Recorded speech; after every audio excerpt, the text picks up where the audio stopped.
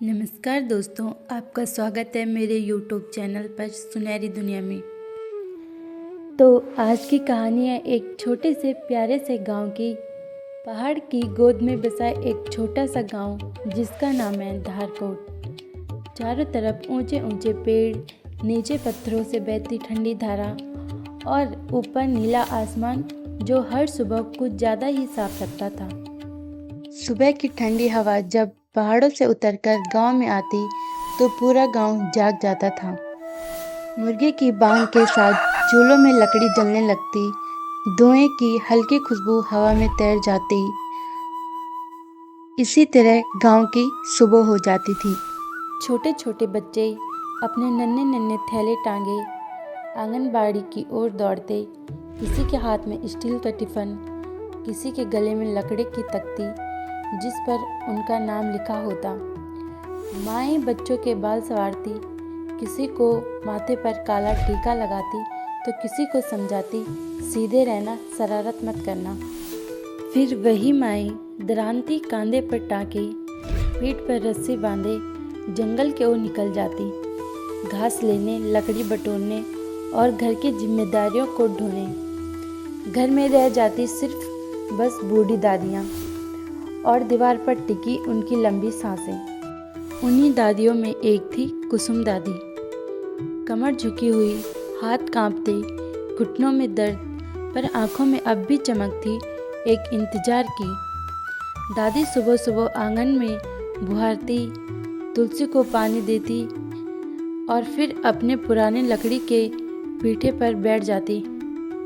उनकी नज़र बार बार उस कच्चे रास्ते पर चली जाती जो जंगल और आंगनबाड़ी की ओर जाता था। वे बुदबुदाती, मेरे नाती आज जल्दी आएंगे क्या? मेरी नाती ने खाना पूरा खाया होगा ना?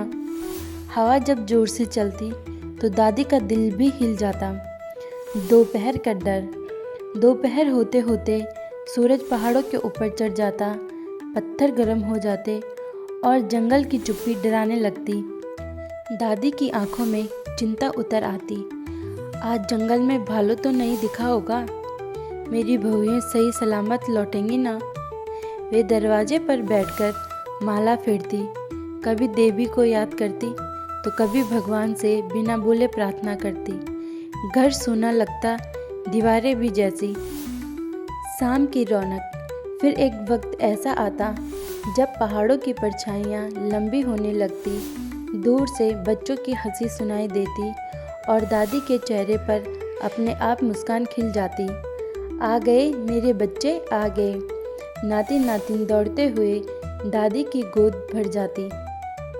फिर बच्चे दादी से कहते, दादी मैंने कविता सुनाई, आज हमने खीर खाई। दादी सब भूल जाती, दर्द, थकान, अकेलापन। वे बच्चों के सिर सहलाती, उनके माथे चूमती।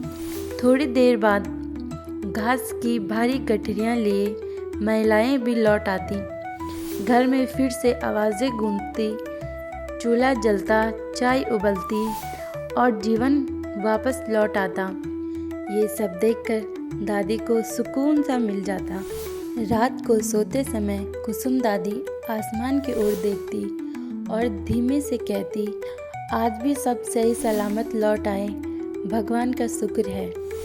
उनका इंतज़ार सिर्फ समय काटना नहीं था, वह पूरे घर को जोड़े रखने वाली डोर था। कहानी की सीख। पहाड़ी गांव की ज़िंदगी सादा दिखती है पर भीतर से वो बहुत गहरी होती है। दादी का इंतज़ार घर की सबसे मजबूत नींव होता है। औरत की मेहनत गांव की असली ताकत है जो चुपचाप सब कुछ संभालती है।